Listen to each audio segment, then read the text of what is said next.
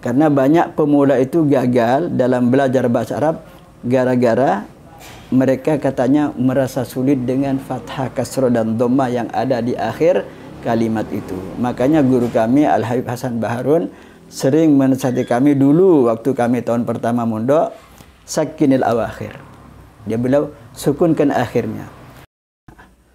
Jadi kalau murid lagi bicara jangan dipotong gara-gara ada ucapan yang salah. Biarkan dia berbicara sampai selesai.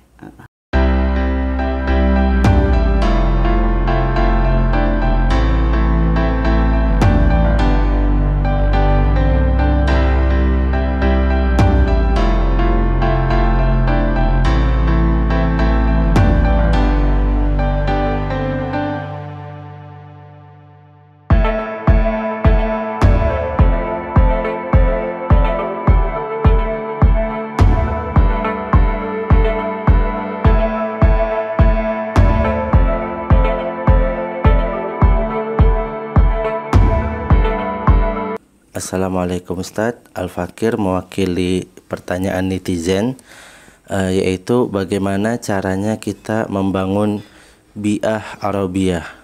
Maksudnya adalah merupakan di antara kendala di setiap lembaga pesantren untuk membangun bi'ah Arabiyah. Nah itu kita mulainya dari mana? Apakah Qismul Lughah atau Markas Lughah atau bagaimana? Nah, sekian. Bismillahirrahmanirrahim. Alhamdulillah wassalatu wassalamu ala sayyidina Rasulillah wa ala alihi wa sahbihi wa ala amma ba'd. Memang masalah bi'ah lughawiyah ini sangat menarik perhatian beberapa teman-teman yang ada di pesantren ataupun yang ada di universitas.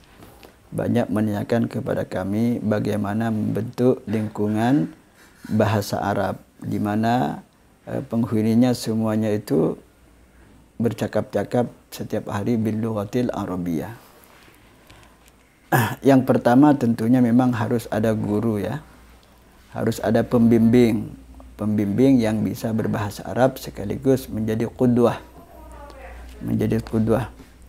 Juga menjadi marji', menjadi rujukan para murid manakala mereka mendapatkan kesulitan di dalam mufradat atau menyusun kata-katanya. Yang kedua, adanya kitab ya, kitab yang bisa dijangkau oleh siswa yang ada. Jadi kitab-kitab yang dekat dengan kehidupan mereka, kehidupan nyata mereka. Di mana kitab ini bercerita tentang pasar, tentang toko, tentang apa dan sebagainya. Yang ketiga, siswanya itu sendiri kalau bisa dipilih anak-anak yang memang mempunyai minat untuk berbahasa Arab. Kalau bisa ya, kalau bisa dipilih siswa atau santri yang memang punya keinginan untuk bisa berbahasa Arab. Adapun langkah-langkahnya itu pertama ya diajari kosakata aja dulu. Disuruh menghafal kosakata baik dari isim atau fiil yang sehari-hari yang ada dalam lingkungan mereka sehari-hari. Jangan menghafal kosakata yang jauh, yang jarang dipakai. Jadi untuk pemula itu sebaiknya kalimat yaumiyah, kosakata sehari-hari baik pekerjaan seperti berdiri, duduk, makan, minum, tidur, berjalan itu kan tiap hari mesti kita lakukan. Atau benda-benda yang ada di sekitar kita, rumah, kamar mandi, halaman, sepeda motor dan seterusnya itu harus dihafal semuanya. Terus juga yang penting itu, dan ini jarang mendapatkan porsi, jarang mendapatkan perhatian dari kawan-kawan, yaitu memperbaiki suara. Ketika kita belajar bahasa Arab itu, maka kita harus menggunakan suara Arab. Jangan suara Madura atau suara Jawa atau yang lainnya. Maksudnya belajar makharijul huruf yang benar. Ya. Itu sangat, karena akan membantu untuk keindahan bahasa Arab itu sendiri. Jadi nampak indah kalau kita berbahasa Arab dengan huruf-huruf Arab. Yakhruj, ala, tidak dibaca alal maktab tapi alal maktab dan seterusnya. Itu diajari. Jadi suara ini perlu mendapatkan perhatian. Terus setelah itu santri diajari menyusun kata-kata pendek, menyusun ungkapan-ungkapan pendek dari mufradat yang sudah dihafal. Misalnya Zaid keluar ke pasar, kharaja Zaid ila suq. Kalau saya gimana? Kharajtu ila suq.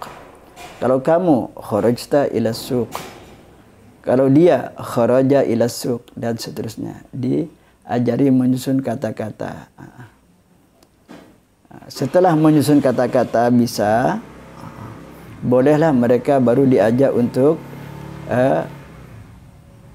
membaca kitab tertentu seperti kitab muhawarah, kitab percakapan bil lughatil arabiyyah.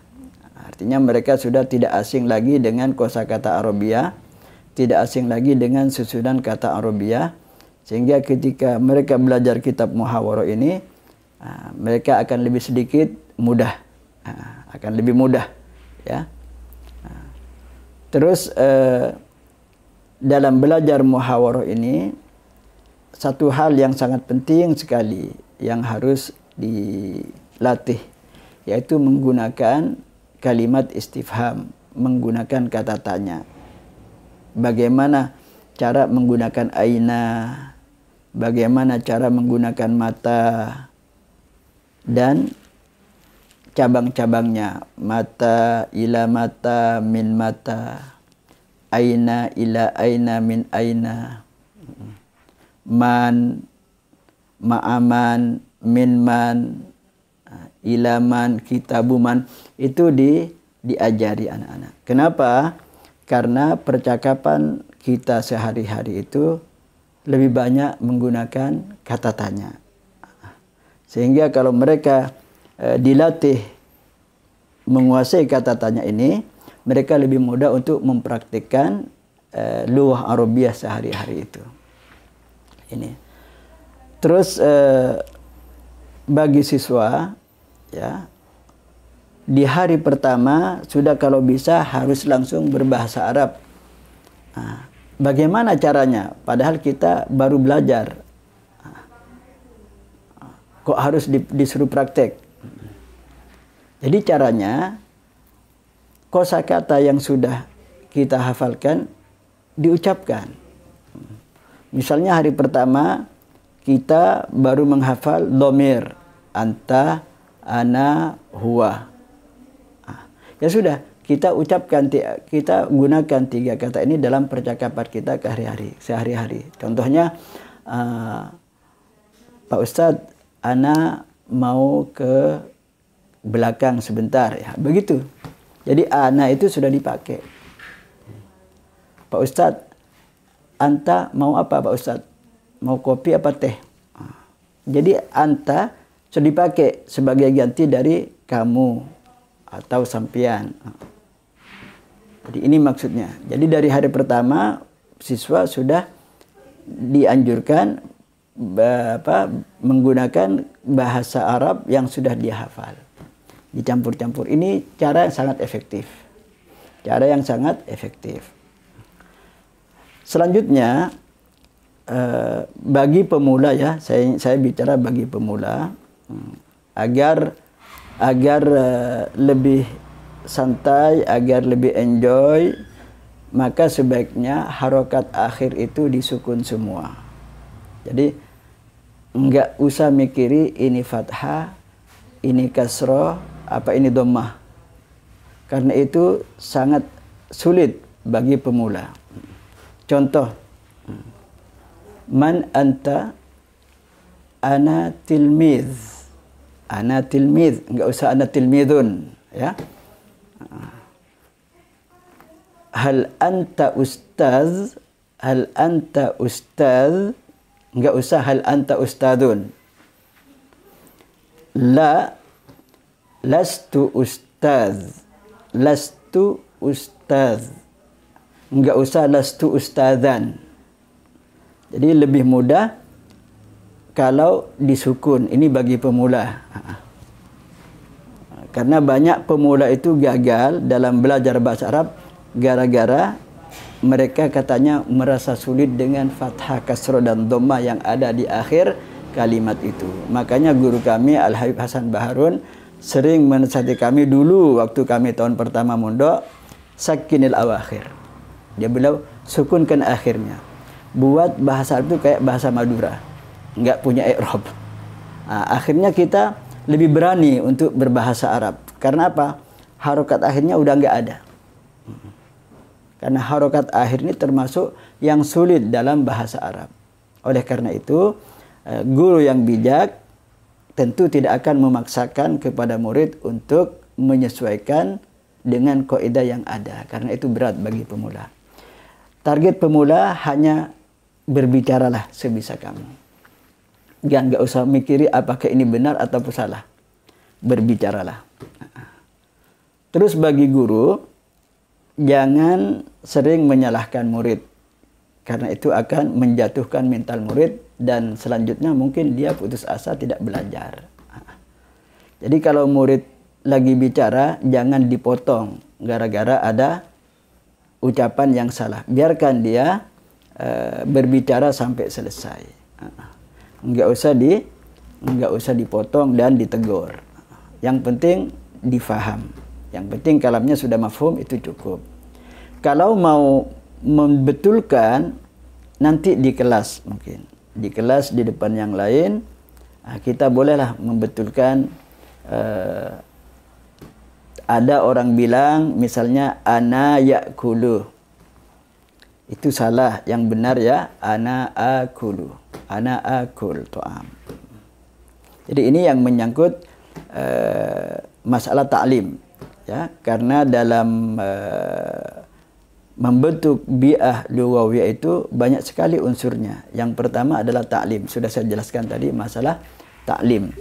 Kemudian selain kegiatan ta'lim, masih ada lagi unsur yang lain sebagai penunjangnya. Yaitu apa? Muraqabah. Muraqabah ini artinya pengawasan. Harus ada pengurus yang bertugas mengawasi santri setiap hari. Sehingga mereka lebih berhati-hati untuk berbicara dengan bahasa selain Arabiah. Karena merasa ada pengawas. Tugas pengawas ini menegur kalau ada anak yang tidak berbahasa Arab.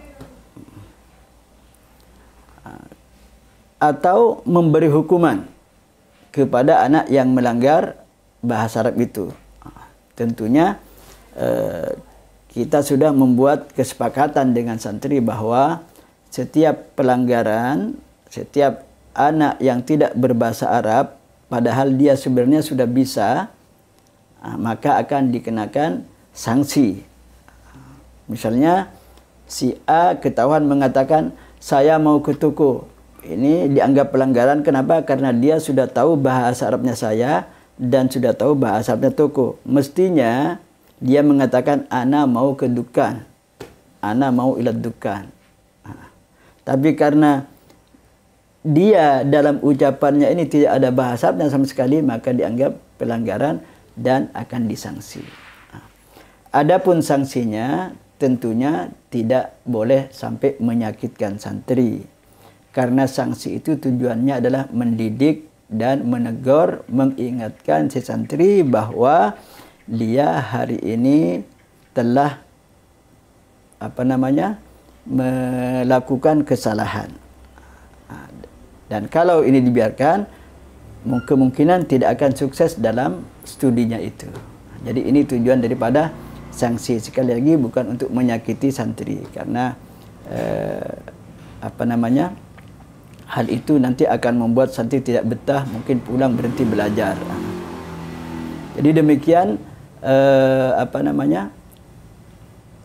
untuk membentuk lingkungan Arabiyah. Ada lagi, harus ada media, wasail. Media itu penting. Artinya disiapkan media-media yang dibutuhkan oleh tempat anak-anak itu belajar, misalnya seperti televisi, ya layar lah, layar.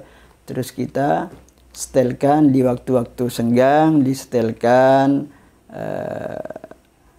film-film yang berbahasa Arab, apa itu kartun atau film sejarah dan lain sebagainya. Pokoknya semuanya itu tujuannya membangun semangat dan kemampuan santri untuk berbahasa Arab. Jadi ini sedikit masukan bagi kawan-kawan yang ingin membuat atau membentuk bi'ah lughawiyah. Mudah-mudahan bermanfaat. Hada minni wal afu minkum. Wassalamualaikum warahmatullahi wabarakatuh.